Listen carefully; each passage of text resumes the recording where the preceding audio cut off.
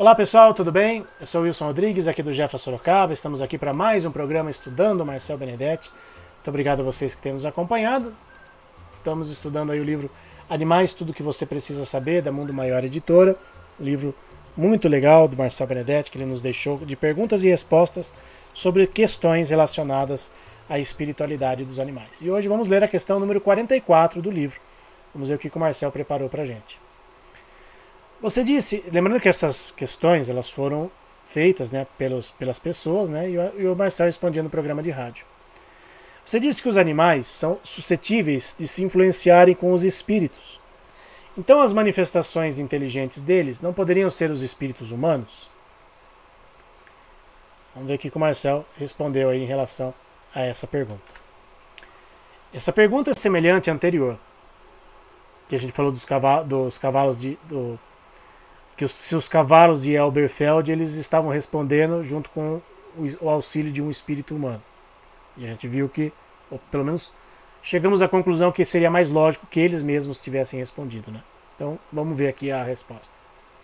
Esta pergunta é semelhante à anterior. Quando a pessoa fez esta pergunta, estávamos falando sobre a mediunidade dos animais.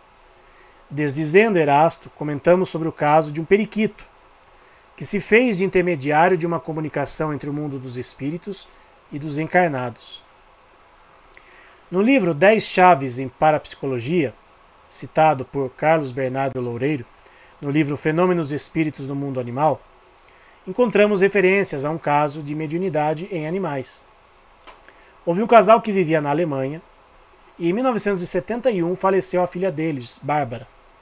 Meses depois do ocorrido, o periquito começou a falar, inicialmente com voz masculina, e dava notícias da filha falecida. Depois de algum tempo, a própria Bárbara começou a se comunicar por meio da ave. Algumas vezes o pássaro se comunicava com diferentes vozes, desconhecidas em outros idiomas, como russo, francês, inglês. E estudos realizados pelo cientista Konstantin Raudiv demonstraram que os fenômenos eram autênticos, descartando a possibilidade de alguma fraude. Entretanto, nesse caso, o periquito se mantinha em transe, não respondia nem mesmo a estímulos dolorosos. Percebia-se que o animal usado pelos espíritos se tornava alheio ao que acontecia, tornando-se uma espécie de fantoche. No caso de manifestações inteligentes, os animais se mostram totalmente conscientes, enquanto demonstram suas capacidades intelectuais. Em 2002, a fêmea de um corvo que construiu um artefato, instrumento que facilitou alcançar um pedaço de carne escondido, estava consciente e observou as possibilidades antes de agir, isto é, ela pensou antes de agir. No experimento com um pombo que encontrou por si só um padrão de imagens sequenciais mostradas por cientistas, não se mostrou alheia, mas ao contrário, pareceu interessada em descobrir qual era a sequência de imagens corretas. Ela pensou antes de agir. Achamos que é mais fácil que um animal age inteligentemente do que sob influência de outro espírito desencarnado. No caso do periquito aí que o Marcel citou, e foi comprovado, né, que não houve fraude, né, naquele experimento, naquelas comunicações, é um caso muito específico, talvez um caso até raro, né, de se ver, de se encontrar na literatura espírita, mas, digamos, foi o que era possível para o momento. Talvez até para demonstrar, né, para as pessoas que existe, né, uma vida depois da morte, talvez para aquele casal fosse algo impensável, né, não sei.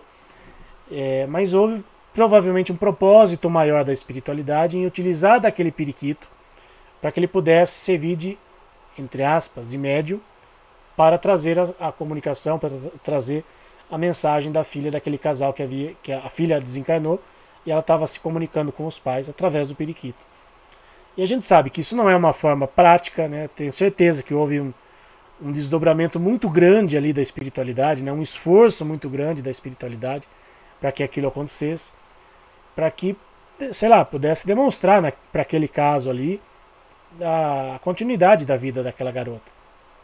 Né? Então, mas é um caso muito específico, um caso que, né, foge, né, da realidade das comunicações mediúnicas. Né? Os outros casos que o Marcel citou e até nos citou que a gente falou aqui no programa anterior, aí sim demonstra a inteligência dos animais, né? Os cavalos aprendendo a fazer contas, né? O corvo aí criando um instrumento para pegar o alimento, o pombo que, né, aprendeu aí a sequência de imagens, enfim. Aí é uma coisa diferente de mediunidade, né? Uma coisa específica do animal ali.